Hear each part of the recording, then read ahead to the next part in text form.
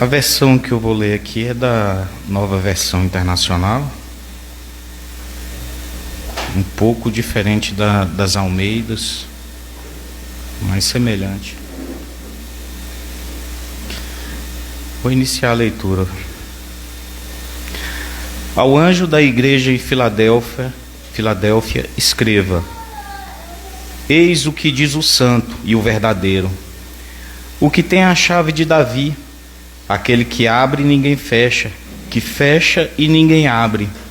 Conheço as suas obras, e eis que coloquei diante de você uma porta aberta que ninguém pode fechar. Sei que você tem pouca força, mas guardou a minha palavra e não negou o meu nome. Veja o que farei com aqueles que são sinagoga de Satanás, que se dizem judeus, mas não são, porque mentem. Eis que os farei vir e prostrar-se aos seus pés, então saberei que eu o amei. Visto que você guardou a palavra da minha perseverança, eu também o guardarei da hora da provação que está por vir sobre todo o mundo, para pôr à prova os que habitam na terra. Venho em breve. Apegue-se ao que você tem, para que ninguém tome a sua coroa. Aquele que vencer será feito por mim coluna no templo do meu Deus, e dali ele jamais sairá.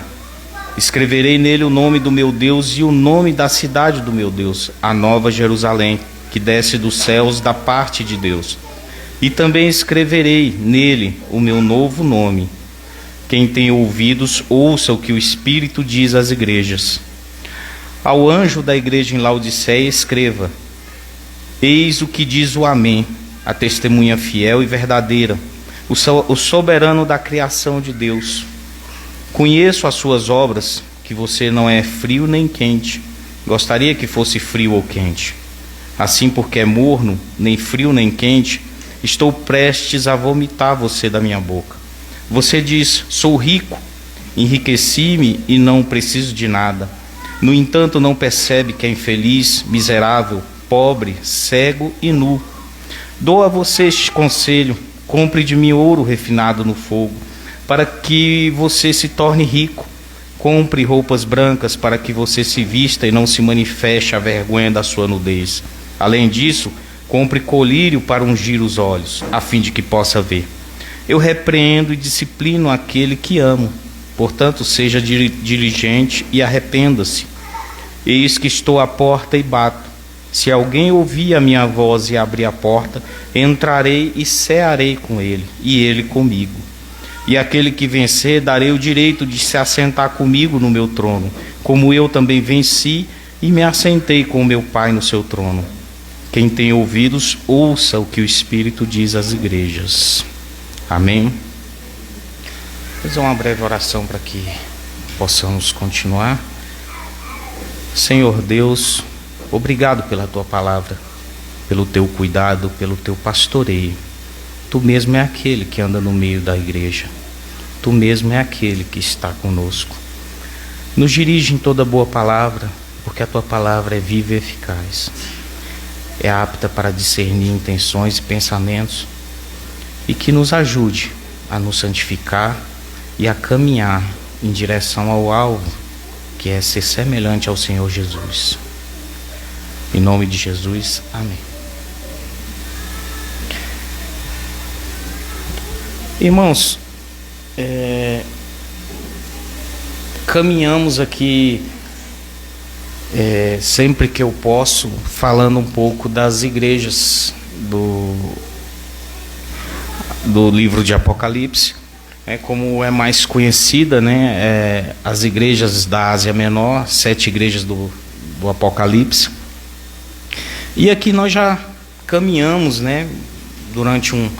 falamos um pouco sobre essas igrejas, e eu não sei se boa parte dos irmãos não vão se lembrar muito. Eu vou fazer uma breve retrospectiva, falar um pouco das igrejas, para que a gente fale finalmente dessas últimas duas que eu deixei para falar logo, para encerrá-las, e porque elas são bem diferentes uma da outra. Uma é a única igreja que não tem uma reprovação, a igreja de Filadélfia, e a igreja de Laodiceia é a única que não tem nenhuma nenhum elogio, não tem nada para se dizer de bom dela. Então são duas igrejas que contrastam. Então é interessante falarmos das duas.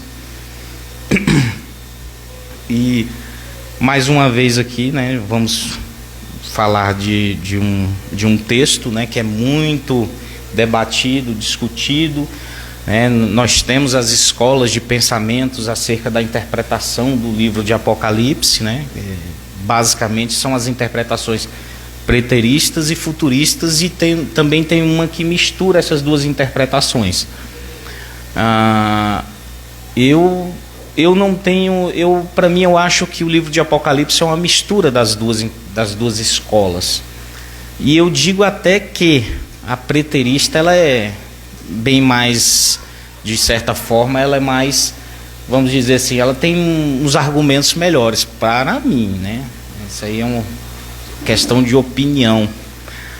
Inclusive a carta do livro de Apocalipse, para os preteristas, ela foi escrita antes da destruição de Jerusalém, antes da guerra judaico-romana, porque senão não tem como eu admitir que boa parte da carta do livro de Apocalipse ele é preterista, porque essa grande tribulação que haveria de vir, essas profecias que estão aqui listadas, para os preteristas já aconteceu durante a guerra judaico-romana, e somente os últimos capítulos que se fala de um futuro, da Nova Jerusalém, da volta de Cristo. Já para os futuristas, eles admitem que até aqui, onde essas igrejas estão, é passado, né? E a escola que diz que essas são profecias que ao mesmo tempo aconteceram, e é um duplo cumprimento, que aconteceu e que virá a acontecer, como algumas profecias dos profetas do Antigo Testamento. E aí não é o nosso caso aqui, mas adiantando para os irmãos, que há essas escolas, né? E há uma escola que diz sobre a questão dessas igrejas, né? Que essas igrejas na verdade seriam eras da igreja, né?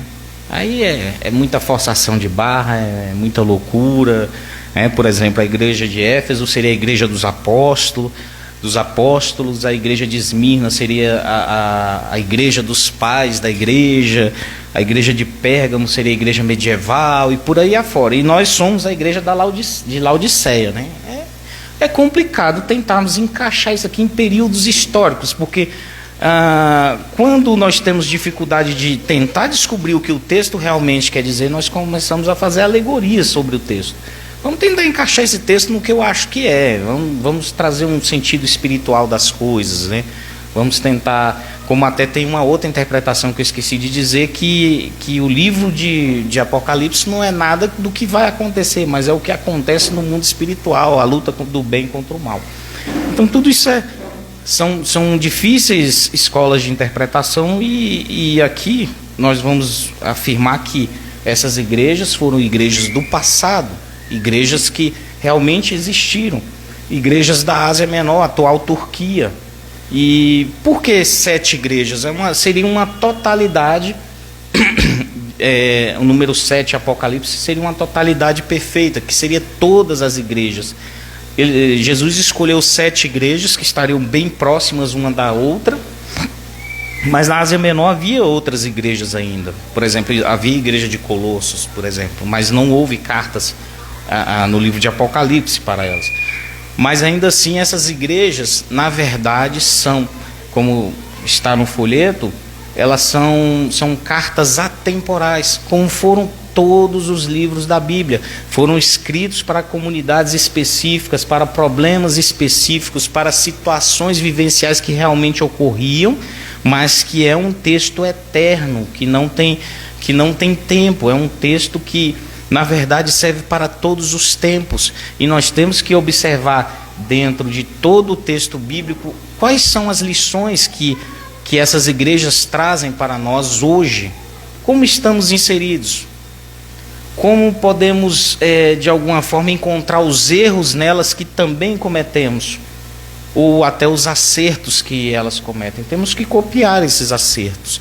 É muito difícil compreendermos ou analisarmos os nossos próprios erros. Nós tem aquela consciência psicológica, né, de que as pessoas têm uma visão de nós mesmos e nós temos uma visão de nós, e tem aquilo que é verdadeiro, né, aquilo que realmente nós somos. E a igreja também é assim. E é por meio da palavra, por meio da ação do Espírito Santo no meio da igreja, é que nós vamos desvendar os nossos próprios erros e começarmos a caminhar dentro daquilo que o Espírito nos comunica que devemos fazer. Só que ainda acontece um problema muito sério dentro disso, que é o que acontece na igreja de Laodiceia. Eles perderam o discernimento, eles estão espiritualmente cegos, eles não conseguem enxergar os problemas que tinham. Eles mesmos tinham opiniões acerca de si mesmos completamente falsas, como a maioria das igrejas tinham diagnósticos falsos acerca de si mesmo. Nenhum acertava, todas elas erravam. Então, o Espírito de Deus é que, por meio da palavra, por meio dos louvores, e é por meio da oração, que Jesus Cristo vai nos mostrar aquilo que é correto. E aí nós vamos observar que todas as vezes que Cristo se apresenta a essa igreja, ele remete à revelação que ele fez de si mesmo a João no capítulo 1. E no capítulo 1 nós observamos que Jesus Cristo se revela como foi revelado, ele se revelou ao profeta Daniel no capítulo 7, como o Filho do Homem, aquele que caminha com uma grande veste tala branca, um cinturão de ouro, né, pés reluzentes, cabelos brancos como a neve, olhos como chamas de fogo, e tudo isso para se revelar como aquele que é rei e juiz sobre todos. E assim ele vem se revelar a João, que ele está vivo para todo sempre, que tem todo o poder, que é o rei do universo e é aquele que veio para julgar. E assim também ele se revela às igrejas. Então, nós vamos aqui observar que para duas igrejas só havia elogios, Esmirna e Filadélfia, só havia elogios. Para 4, Jesus tinha elogios e críticas, e somente para Laodiceia só tinha pancada.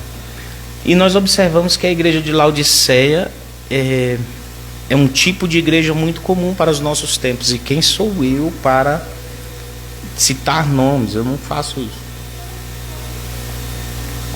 Não posso.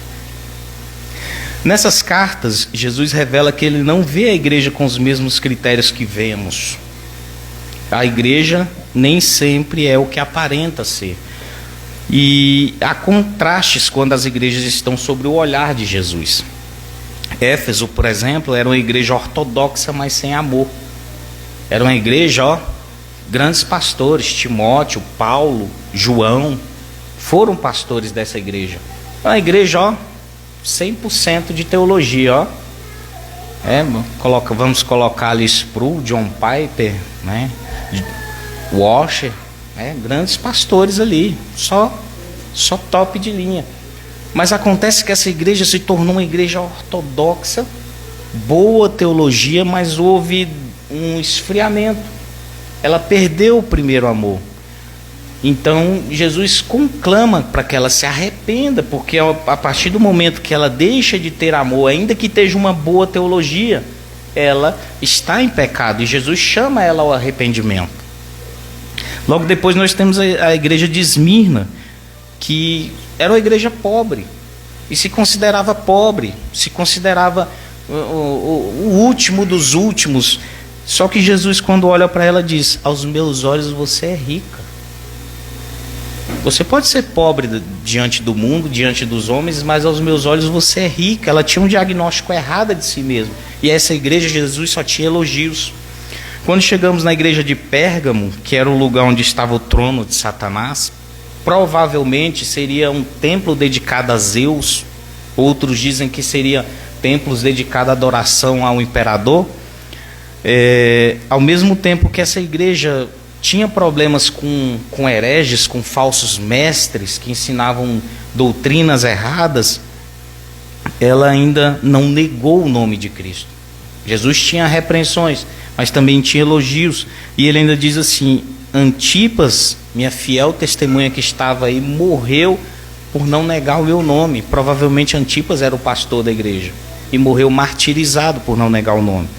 Tiatira era a igreja que se tornou mundana como a cidade, mas havia muitos irmãos que permaneciam fiéis. Essa aqui é a igreja da pastora, a pastora Jezabel, e que ensinava os irmãos a praticarem idolatria, praticarem cultos, participarem dos cultos pagãos, para que se tornassem bem aceitos pela sociedade que havia ali naquele lugar.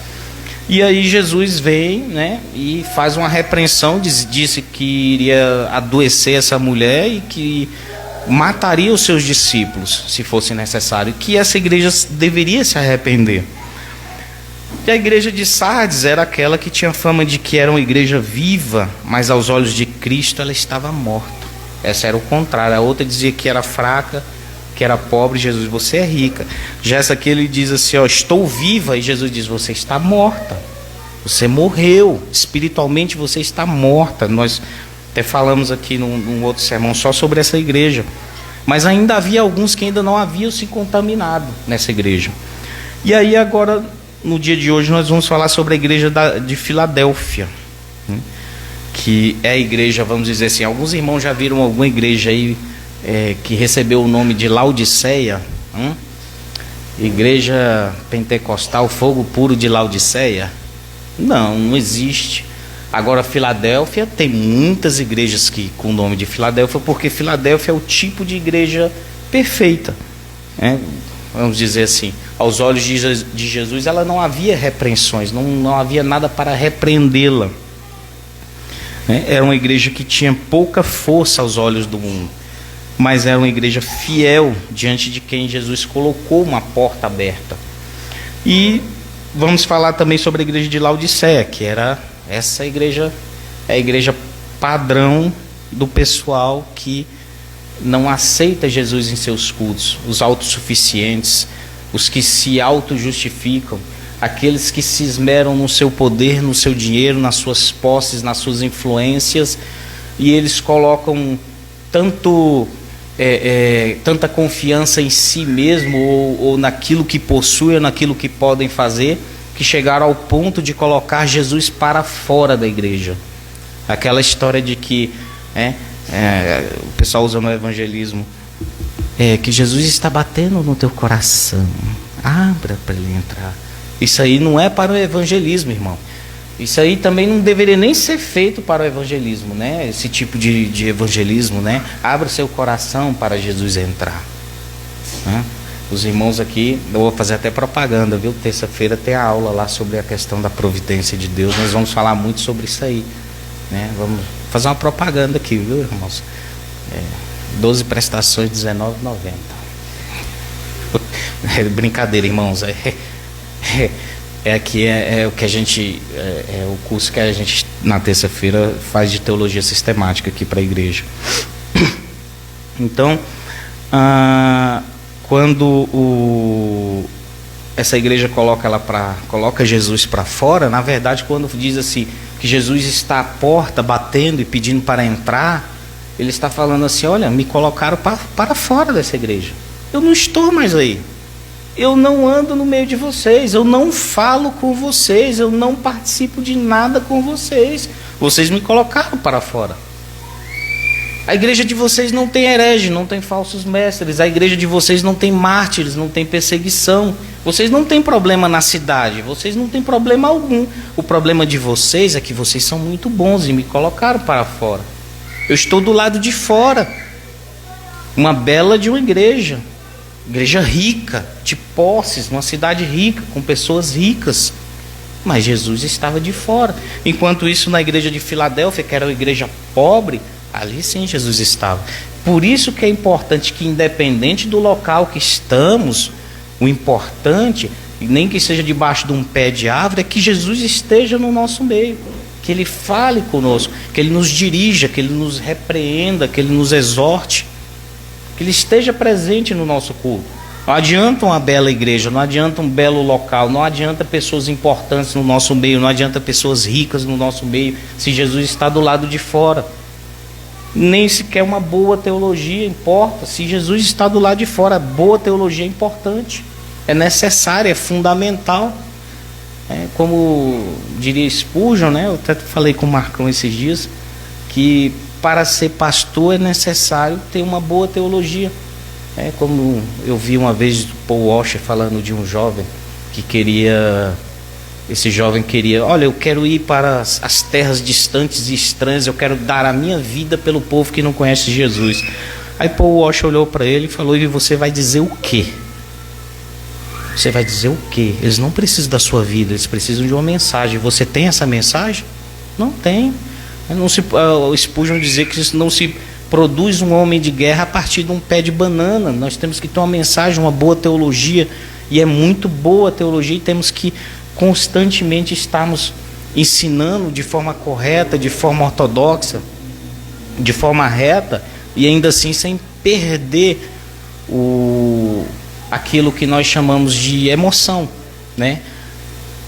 Nós que temos a maioria de nós que temos uma certa experiência em igrejas, nós temos medo do fanatismo e do emocionalismo, e acabamos ficando meio, né, tentando evitar as emoções, né? Escorre aquela lágrima, né?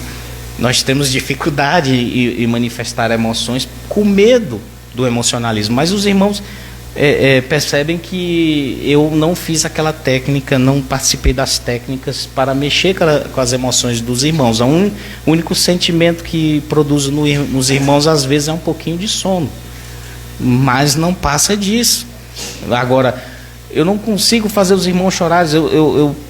Eu prefiro que os irmãos ouçam a palavra, e ouçam a palavra íntegra, honesta, reta. Eu quero dizer o que a Bíblia diz. Então, irmãos, vamos perceber que na estrutura do texto aqui do livro dessas igrejas, dessas cartas enviadas às igrejas, nós vamos perceber sempre que ela tem uma saudação e um destinatário. Ao anjo da igreja em Sardes escreva: eis o que diz aquele que tem os 7 Espíritos de Deus e as 7 estrelas. Logo depois ele faz uma aprovação, depois uma condenação, logo depois é feita uma advertência, uma ameaça, menos para Esmirna e para Filadélfia. Logo depois vem uma exortação, e logo depois uma promessa para essas igrejas. Então, irmãos, aqui na igreja de Filadélfia, nós vamos notar que Jesus se apresenta como aquele que está presente e em ação no meio da igreja, em todas as 7. Essa presença de Cristo na igreja é a nossa necessidade. Na teologia, nós acabamos perdendo o impacto da verdade de que Jesus Cristo está aqui no nosso meio. Nós perdemos, nós tornamos ele muito transcendente. Eu até comentei com os irmãos isso uma vez, que diante de uma teologia que enfatiza a soberania divina, nós começamos a tornar Deus muito transcendente, pouco imanente, pouco no meio da sua criação e muito distante. Então nós temos que ter a ideia, uma visão clara de que Jesus Cristo está no meio da congregação o tempo inteiro, nos orientando, nos observando, e Ele sempre diz para as igrejas: conheço as tuas obras. Como igreja, o Senhor sabe das nossas obras, aquilo que temos feito e aquilo que deixamos de fazer, e aquilo que fazemos incorretamente. Não somos perfeitos. Então, Cristo tem que estar no meio do nosso louvor e dos nossos encontros. E aqui na cidade de Filadélfia, e todas as 7 também, Jesus sempre faz paralelos com a cidade. Fala aquilo que é comum na cidade e faz analogias com aquilo que a cidade tem, para que as pessoas entendam de uma melhor forma. Sempre nós vamos ver assim Jesus falando de uma forma diferente. Quando Jesus fala assim para Filadélfia: vocês serão coluna no templo do meu Deus. Aquelas cidades ali, elas viviam tendo terremotos que destruíam essas cidades. E aí ele diz assim: olha, eu vou trazer um alicerce para vocês, eu vou trazer sustentação para vocês, vocês serão colunas no templo de Deus. E ele sempre faz esse tipo de analogia com todas as cidades. Se os irmãos quiserem em casa observar esse tipo de coisa, sempre Jesus faz assim. Quando ele chega lá na igreja de Laodiceia, que ele diz assim: olha, aconselho que de mim compre colírio. Lá era uma cidade que fabricava colírios terapêuticos. E ele sempre faz esse tipo de analogia para que as pessoas entendessem melhor o que ele estava dizendo.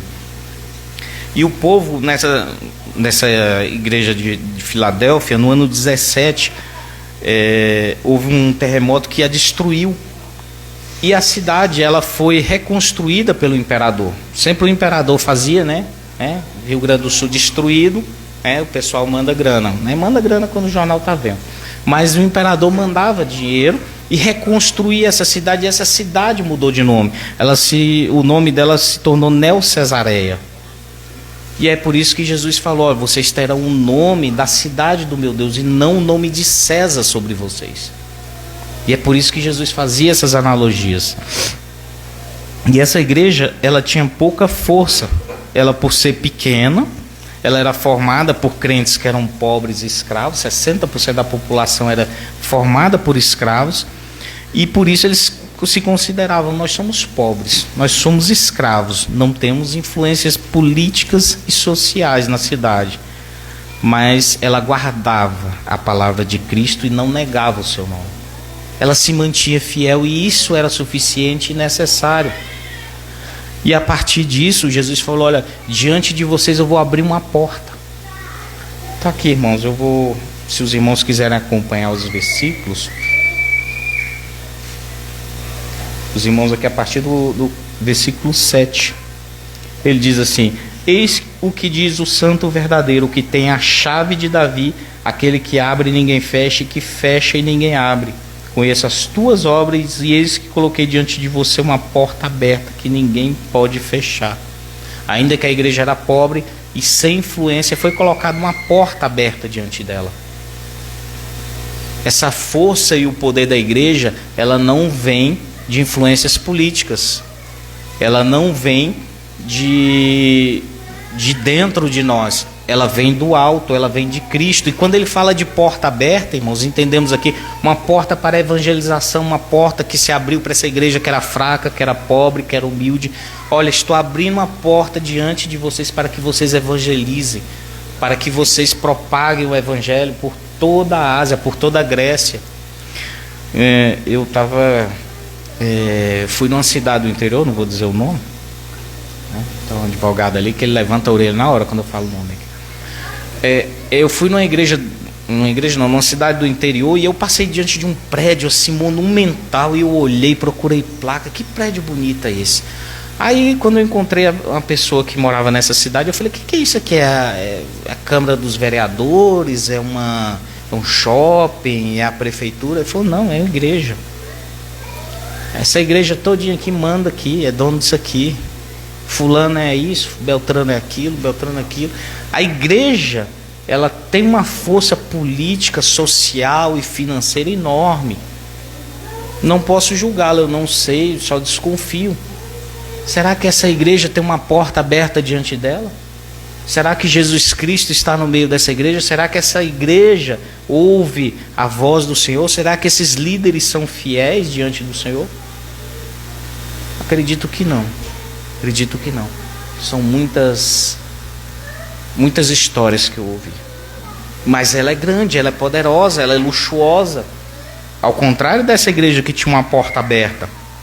E para essa igreja perseguida e odiada pelo mundo, Jesus diz que ela é a sua amada. No versículo 9 diz assim: veja o que farei com aqueles que são sinagoga de Satanás, que se dizem judeus, mas não são, porque mentem.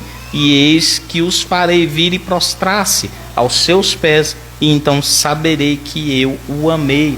Era uma igreja amada pelo Senhor. Aqui havia um problema da igreja no início.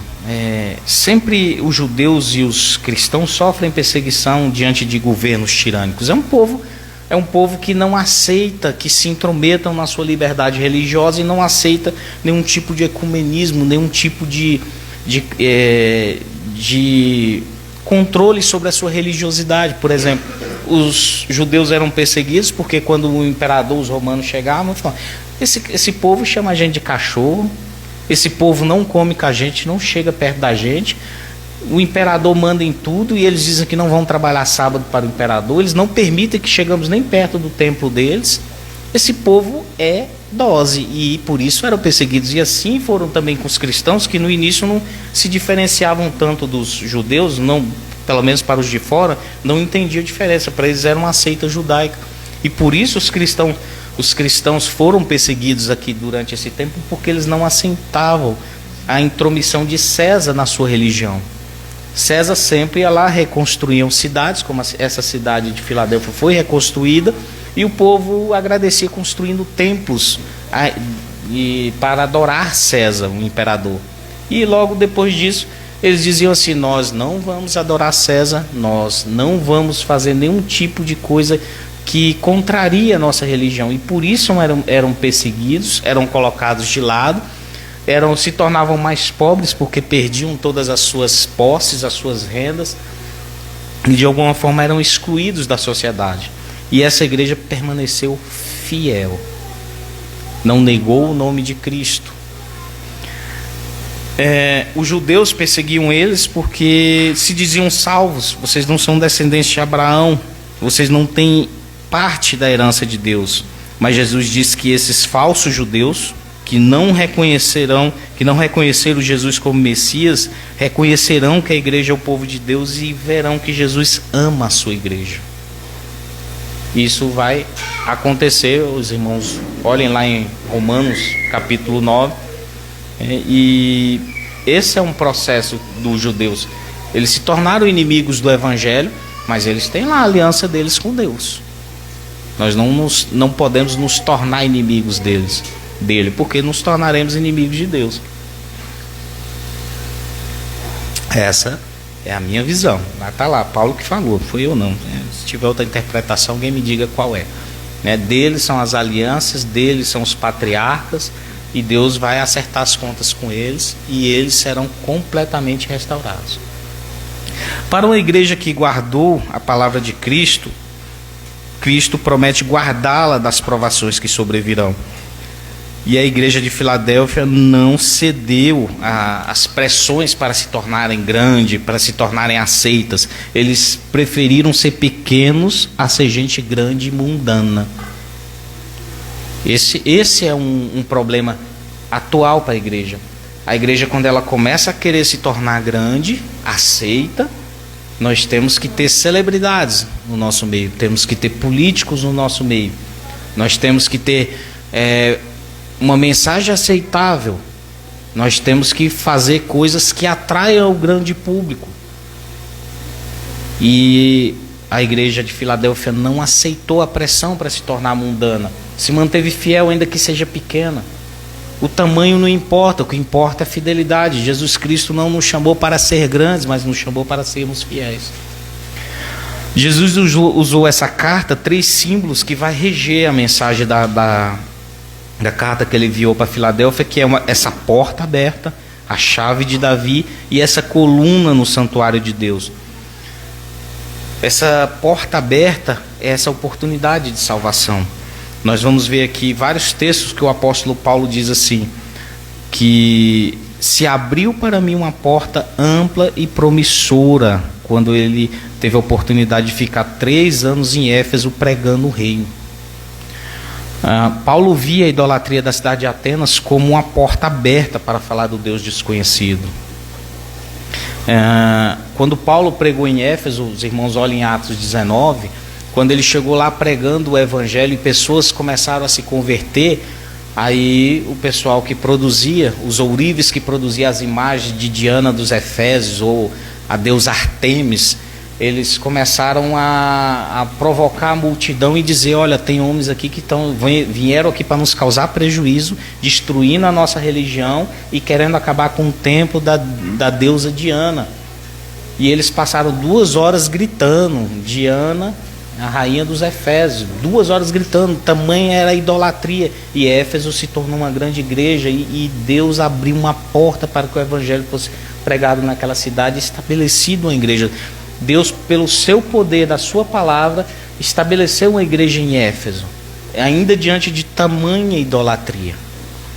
E quando Paulo estava preso em Roma, ele diz assim, em Colossenses 4, no versículo 3 e 4, diz assim: orem também por nós, para que Deus abra uma porta para a nossa mensagem, a fim de que possamos proclamar o mistério de Cristo.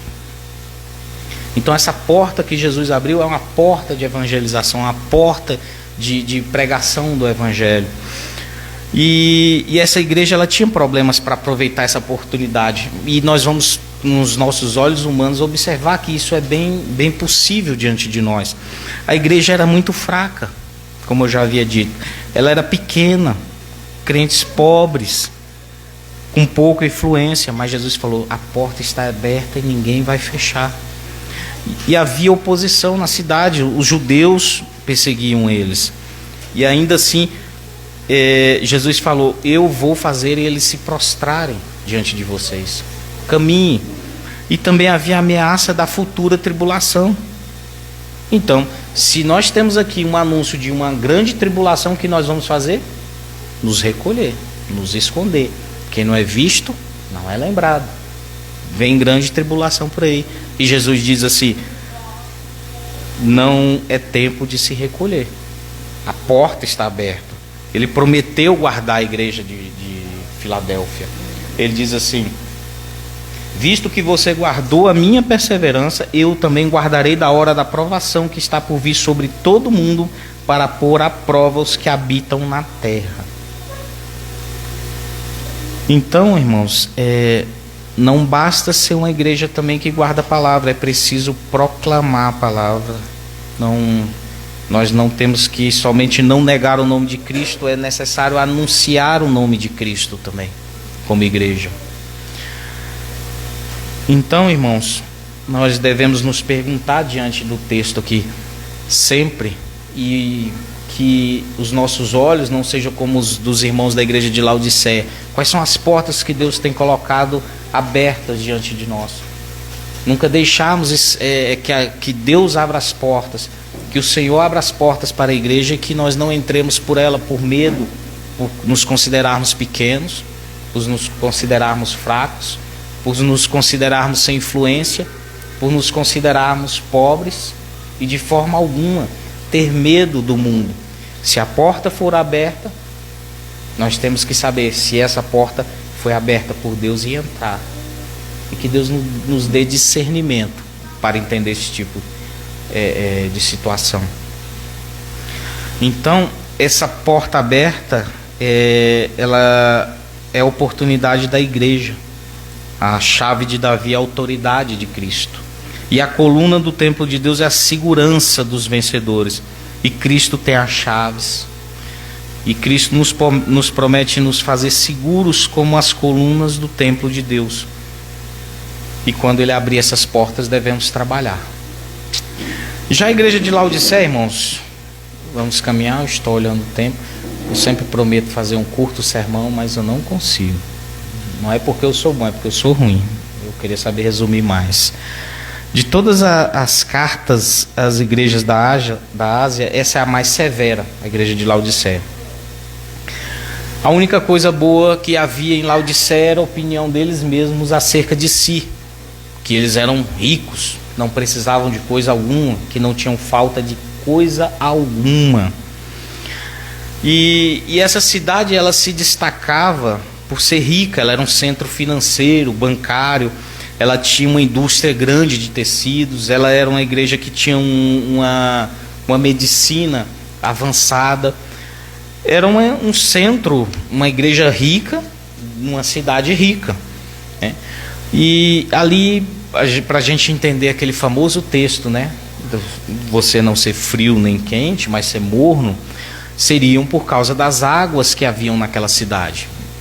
Lá vem mais uma analogia para que eles entendessem, ficassem claros, né? Seria no caso aqui de Taguatinga, Jesus fazer alguma analogia com um túnel Rei Pelé, né? Alguma coisa bem conhecida em Taguatinga, né? E aqui ele faz essa analogia com essas águas térmicas. Essa região era formada por 3 cidades, que era Colossos, Hierápolis e Laodiceia. E em Colossos ficavam águas frias e em Hierápolis águas quentes, né? E no curso da água que vinha desse lugar que era quente, Hierápolis, ela caminhava 8 quilômetros, caminhava não, irmãos, descia por um aqueduto que tinha 8 quilômetros, e quando chegava a água estava morna. Para que serve a água morna, irmão? Água fria refresca, água quente é medicinal, é terapêutica. E água morna serve para quê? Quando alguém quer vomitar, né? Ele toma água morna e vomita. Então Jesus está dizendo: olha, você não tem utilidade, você não é frio e nem quente, você não tem utilidade nenhuma, você é inútil. A única coisa que você serve é para me provocar enjoo. A única coisa que eu posso fazer quando eu observo vocês, quando eu estou no meio de vocês, que vocês nem sequer deixam entrar, vocês me provocam náuseas. E aí Jesus Cristo vem alertar essa igreja para que se arrependesse. E como eu disse, essa igreja não tinha problemas como as outras igrejas. Não havia mortes, perseguições, não havia pobreza, não havia falsos mestres, não haviam hereges no seu meio, não haviam pastoras. A profetisa, né? Jezabel, eu confundi. Então Cristo exorta a igreja a ser fresca ou servir como cura para esse povo. E o diagnóstico que Cristo faz da igreja, que aquele que está no meio dos candeeiros e anda no meio dos candeeiros, quando sondou a igreja de Laodiceia, ele disse: vocês perderam o vigor, vocês perderam seus valores, versículo 16, 17 e 18. Perderam a sua visão e perderam as suas vestimentas. Vocês acham que se vestem bem, vocês acham que estão bem, mas diante de mim vocês estão nus, vocês são uma vergonha, vocês estão cegos espiritualmente, vocês não possuem riquezas espirituais, vocês só possuem as riquezas deste mundo. E eu digo para vocês: não confie nas riquezas desse mundo, não confie nos poderes desse mundo, não confie nos poderes dos homens. Compre de mim riquezas espirituais, compre de mim um colírio para que vocês tenham discernimento espiritual, compre vestes que tampem a vergonha da nudez de vocês. E esse é o diagnóstico que Jesus Cristo fez dessa igreja. Quantos diagnósticos ele faria parecido hoje? Eu estou quase ficando a favor dos hereges, viu? Estou achando que a igreja de Laodiceia é a igreja dos últimos tempos, uma igreja do Ocidente, rica, poderosa. As igrejas do hemisfério norte são riquíssimas, poderosas, mas são pouco influentes, estão morrendo. Jesus está do lado de fora, ele não entra. É uma ou outra igreja. Eu vi o reverendo Augusto Nicodemos falando de que quando ele estava na África do Sul, na época do apartheid, um homem negro passou na frente de uma igreja de brancos e chegou, achou a igreja muito bonita, e chegou no pastor e falou: pastor, eu quero congregar nesta igreja. E aí o pastor falou: vá para a sua casa, já tentando dispensar ele, vá para a sua casa e ore para saber se Jesus quer que você congregue conosco. Vai dar problema, cara. Aí ele foi e não voltou mais. Aí um dia o pastor encontrou ele na rua e perguntou: vem cá, por que você não voltou? Aí ele: não, é porque eu orei a Jesus e ele me respondeu. E o que ele disse? Ele disse que tem 100 anos que ele tenta entrar lá, e falou para mim: quem é você que vai pensar que vai chegar e entrar agora? Jesus já não estava lá e nem ele ia entrar. Como é que uma igreja que tem uma prática racista, Jesus Cristo está lá dentro? Não está mais, ele já foi embora há muito tempo, tinha 100 anos que ele tentava entrar, e falou: Ô meu filho, você está perdendo seu tempo, nem eu estou entrando. O que tu quer lá? Fica aí fora mesmo. Então, Jesus identificou a falta desse fervor na igreja. O problema era o fervor que não havia mais nessa igreja. Era uma igreja morta espiritualmente. Morreu. Então ela vivia uma vida morna, indefinível, indiferente. A igreja era acomodada. O problema da igreja era a apatia. A igreja já estava apática. Se tornou uma confraria, se tornou um clube, um Rotary Club. Não era mais uma igreja. E muitos, com razão, eu sou um, fugimos de um certo fervor, porque nós temos medo do fanatismo. Tem umas páginas na internet aí que eu fico vendo que me dá medo daquilo, irmãos. Eu não vou falar o nome, porque senão os irmãos entram lá e ficam escandalizados. Mas eu mando para alguns irmãos aqui, eu escandalizo alguns irmãos. É muita loucura. Eu não sei o que acontece. E nós com medo, nós temos medo, e nós até já observamos, participamos. Eu não vou citar alguns irmãos que eram canelas de fogo, vamos chamar assim, mas muitos irmãos participaram de movimentos e saíram de lá devido a certas práticas que não são bíblicas, que só produz escândalo, que só produz, de certa forma, loucuras mesmo no meio do povo. Há alguns locais que é uma fábrica de esquizofrênicos. É uma coisa louca de se ver. Então, nós fugimos, e esse fanatismo, na verdade, é um fervor irracional e estúpido. É estupidez pura. E fora os charlatões. É muito, irmão. É muito. Eu me lembro de um irmão, se ele vê um dia esse vídeo, eu acho que não vê. Eu mando para ele não vê. Mas ele me mandou um vídeo de uma profeta, forrou um irmão gordinho no chão, desmaiado, Ele foi arrebatado, enfiou a mão por debaixo do pano e veio com um coração de boi desse tamanho. Aí Deus colocou o novo, tô tirando o velho. Aí eu falei pro irmão, tu não tá vendo que isso aí é um coração de um boi, não, irmão? Tu não tá vendo isso, não? Aí ele ficou bravo comigo, ele ficou irritado comigo e começou a me dar um sermão, me chamando de incrédulo. Eu falei, não, irmão, o Dr. Fritz faz melhor, os Dr. Fritz do passado aí fazia melhor do que isso aí, tirava um lombinho, cortava o cara mesmo, tirava lombinho. Tu tá vendo, irmão, você tá cego, você quer acreditar, isso é estupidez, é irracional. Esses movimentos malucos. Jesus, eu creio em milagres. Eu não posso dizer que Deus não deva ou não faça. Eu não posso, não seria maluquice da minha parte. Mas se Deus começar a fazer esse tipo de coisa, uma vez eu disse para o irmão, eu tenho um dom de cura. Eu falei, meu irmão, o dia que tu for no hospital me leva que eu quero ver. Aí ele não me respondeu mais, a gente estava num grupo. Eu quero ver, irmão. Eu quero ver tu botar cego para enxergar.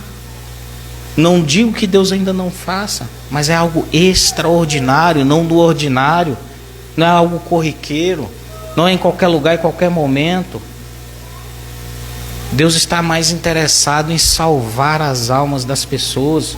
E quando Ele quiser, Ele faz o que tem que ser feito, de acordo com a vontade dEle e para a glória do nome dEle.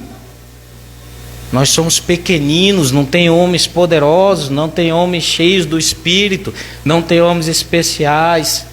Somos todos pequenos. O único importante aqui é Jesus Cristo. E chegam homens dizendo, eu sou dotado de poder, eu sou importante, eu tenho dons. Eu vi um dizendo esses dias, desde que eu sou pequenininho, Deus me mostra o mundo espiritual. Charlatão, mentiroso. E os homens que pregam essas coisas serão condenados, serão destruídos.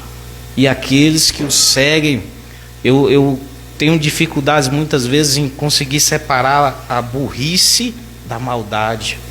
Eu acho que as duas andam de mão dada. E o Espírito de Deus vai nos trazer discernimento.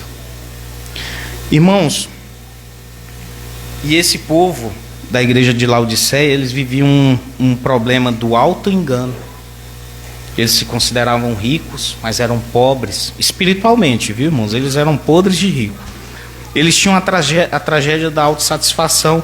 A igreja disse: não preciso de coisa alguma.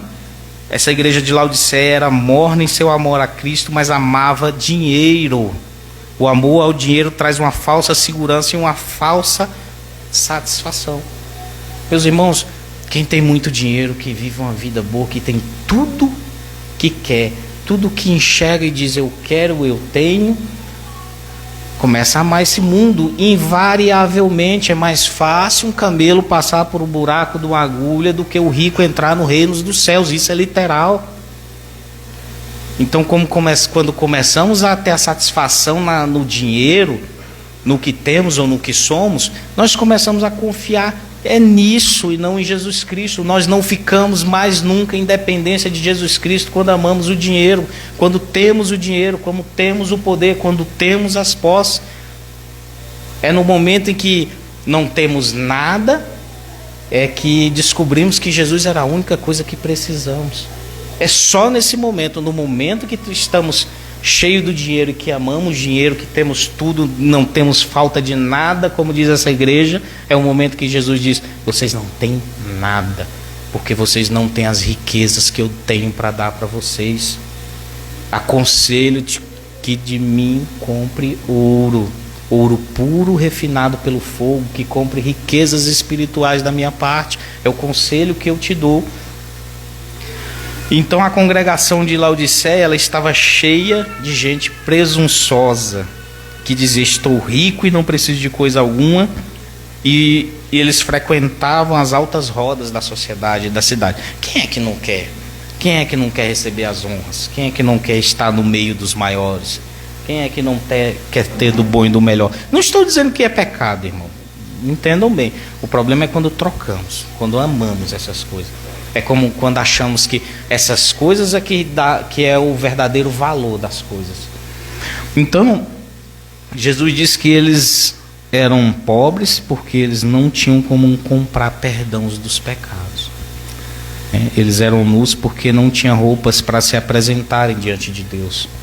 E eles eram cegos porque não conseguiam enxergar a pobreza que eles viviam. Então Jesus revelou que o crente morno, em vez de lhe causar prazer, ele provocava enjoo. E Jesus tinha mais esperança em publicano do que nesse tipo de gente. Então, Cristo faz um apelo para essa igreja. Irmãos, apesar de toda essa situação, essa igreja era uma igreja de Cristo. Colocaram ele para fora. Tinham confiança em outras coisas que não eram dele. Mas ele diz assim: olha, eu estou repreendendo vocês porque eu amo vocês. Estou repreendendo, estou exortando, chamando ao arrependimento porque eu amo vocês. Não é porque eu estou aqui simplesmente expondo vocês. Eu quero curar vocês. E Cristo, ele se apresenta como alguém que pode entregar essas coisas. E aí ele vem dar conselhos, mesmo sendo soberano. E aí é aqui que nós vamos entrar naquela questão da soberania de Deus e a nossa responsabilidade. Jesus traz conselhos, ele traz orientações. Eu aconselho-te que vocês façam isso, apesar de ser o soberano. E essa igreja, ela se julgava autossuficiente. E ele dizia: eu aconselho que vocês comprem isso de mim, porque senão vocês vão morrer. E ele diz assim, que essa igreja deveria mudar, no versículo 19. Diz assim: eu repreendo e disciplino aqueles que amo, portanto seja diligente e arrependa-se. E ele diz: eu disciplino e repreendo a quantos amo, sê pois zeloso e arrepende-te. Cristo não desistiu deles. E a base da disciplina é o amor. Nós vemos no livro de Hebreus que diz que Jesus castiga aquele que é filho. Se ele não castiga é porque ele não se importa. Não. Ele faz como no livro de Romanos diz, capítulo 1: eu vos entreguei, vivam a vida que queiram. Ao contrário, ele vai: eu vou disciplinar. eu vou castigá-los, eu vou repreendê-los, porque eu os amo. Eu quero que vocês saiam de onde vocês estão. E ele chama ao arrependimento e dá essa oportunidade para que eles recomecem. E Cristo também convida esse povo para uma ceia. Ele está batendo, dizendo: olha, eu quero entrar para cear com vocês. Ele está do lado de fora, né? E ele pede para que essa igreja se renove num relacionamento que já tinha antes com ele. E embora Cristo tenha todas as chaves, ele prefere bater a porta. E aqui nós vemos essa soberania de Cristo e essa responsabilidade humana. Mas eu digo responsabilidade, irmãos, não percam terça-feira, vou falar sobre livre-arbítrio. Marco fazendo propaganda, aproveitando a hora do culto, para fazer propaganda. Porque muitos irmãos confundem livre-arbítrio, não definem o livre-arbítrio. Acredito, irmãos, acredito no livre-arbítrio, ok, temos livres escolhas e as nossas escolhas são reais e trazem consequências. Mas não me diga qualquer um de vocês que esse livre-arbítrio de vocês estão distante ou livres da ação ou da soberania de Deus. Estão? Está? Essa livre escolha de vocês, Deus não pode interferir? Ele é um gentleman que pede licença para interferir na sua vontade, no seu livre-arbítrio? O seu livre-arbítrio, você pode dizer assim: eu nunca mais vou pecar? Como diria Lutero, o nosso livre-arbítrio é escravo do pecado. Você tem um livre-arbítrio, mas ele tem um dono, o pecado. O seu livre-arbítrio tem dono. Você só pode fazer o bem pela graça de Deus, por meio de Deus. Então, Jesus diz: eu estou à porta e bato. E ele bate por meio da palavra. Vou repetir novamente. E esse convite Jesus faz, mesmo ele sendo o Rei dos Reis, o Rei do Universo, ele quer entrar no nosso meio. Ele bate para entrar no nosso meio. Ele quer entrar e cear conosco. Ele quer estar no nosso meio, no meio da nossa reunião, no meio dos nossos louvores, no meio da nossa ceia, e quer cear conosco. Se pudéssemos falar com ele, nós diríamos: não somos dignos que o Senhor entre no nosso meio, que o Senhor esteja debaixo do mesmo teto que nós. Mas ele ainda assim insiste: eu quero estar no meio de vocês, eu quero cear com vocês. E essa igreja não conseguiu ouvir. Então, irmãos, já estamos adiantados no tempo. E Jesus, ele tem competência para fazer uma promessa de restauração para essa igreja. Ele diz aqui no versículo 21 e 22, e ele diz assim: aquele que vencer, darei o direito de se assentar comigo no meu trono, como eu também venci e me assentei com meu Pai no seu trono. Quem tem ouvidos, ouça o que o Espírito diz às igrejas. Irmãos, para concluir, a história dessas igrejas não termina aqui.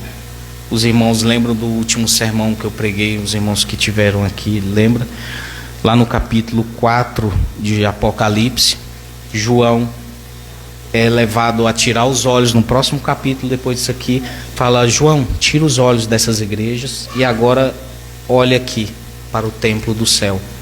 Observe o Deus Trino, observe a igreja triunfante, observe os querubins, observe toda a criação me adorando.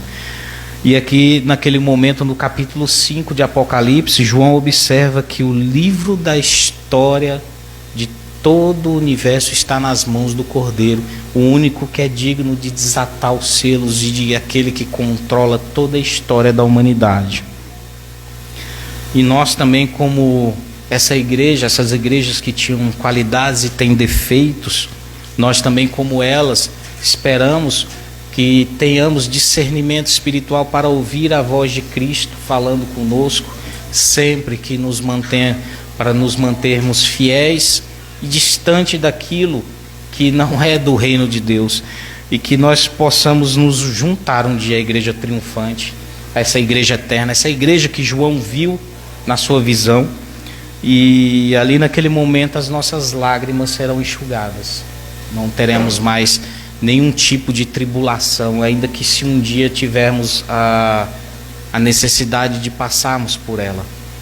né? E Jesus Cristo é aquele que é digno para sempre, né? E que o Senhor nos ajude a ouvir o Espírito que Ele diz às igrejas. Amém? E aqui eu encerro, agradeço aos irmãos e que o Senhor nos abençoe.